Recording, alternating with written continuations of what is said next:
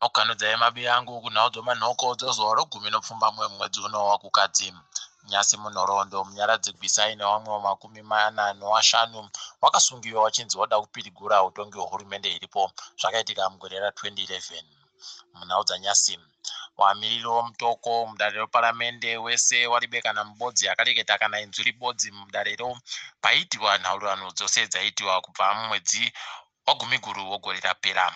Izvi zvinotorwadza nokuti pataringaringa mumapepa anoitika anoratidza zviri kuitika zvese nezvinoreketiwa zvese mudare iri paribekana mubodzi anga ari kuboekawo pane wanga wari kureketa.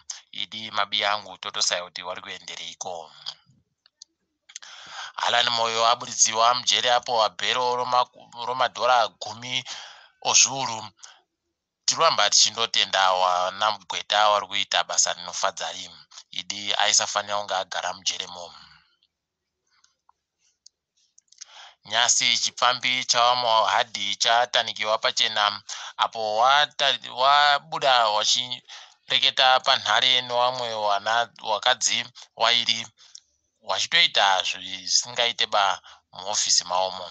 Idi zvakaoma mabi yangu. Tinoimba kuti pachaita zvokuti paichinjiwe wabvisiwe muofisimo nokuti zvinonyadzisa.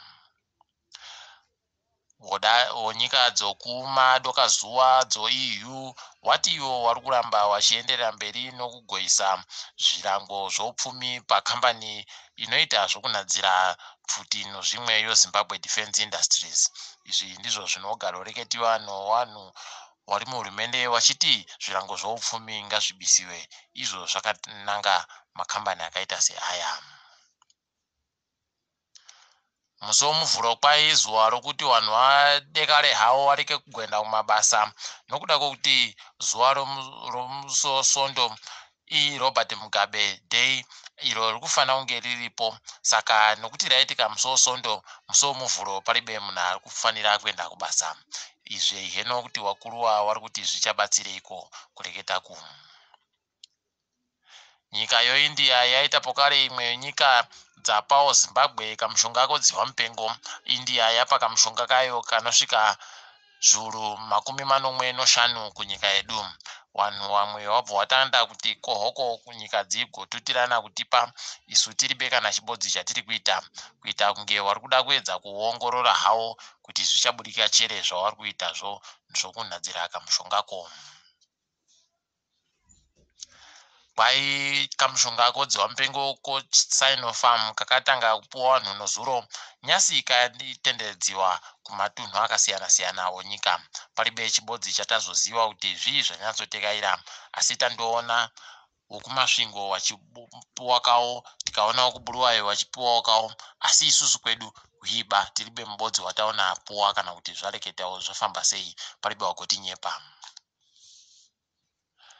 Kuno dare mubhangi guru ronyika rinoringa nezvo maonero oupfumi emonetary policy anoitiwa okuti wari kutekaidza sei mamiriro omari munyika. Izvi kwai rakamisiwa kushanda kubva muzuva rokugumisira romwedzi wapfuurayo, asi nyasi kwabuditsikawo Eddie Cross achireketa kuti akasiya basa ikweyo akawati achazvidaba paribe agoziva kuti chokwadi ndochipi.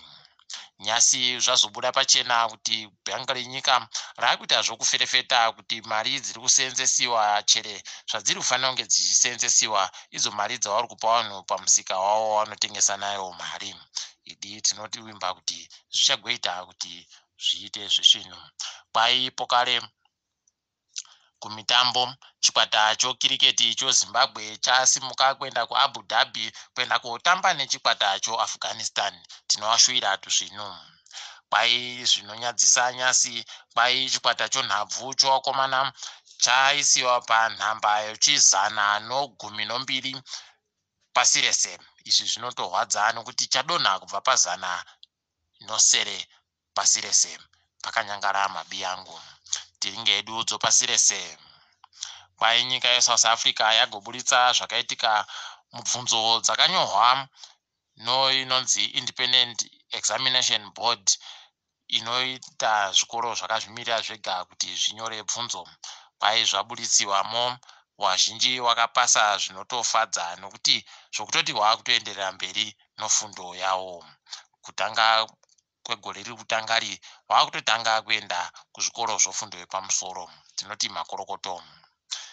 Nyasi kunyika yeMadagascar kwai kwagoboeka kahwavhi katikitiki pasi rese kakareba chete mamilimita anosvika 16 idi kadiki kanhu kamabiyangu. Kwai kuBrazil kwanzi iko kamwe kamushonga koChina koSinovac kanorwisana nodziwa mupengori kwai karikugosenza zvisvinu pakurwisana chirwere chiriko muSouth Africa nokuBritain kuNgirandi. Izvi zvinofadza, tinoimba kuti wachagotipawo ikaka kwete kawakaunza munyika meduka. Tiri ipapo mabiyangu togumira pano ndini wenyu Mhandiwe Wonhau.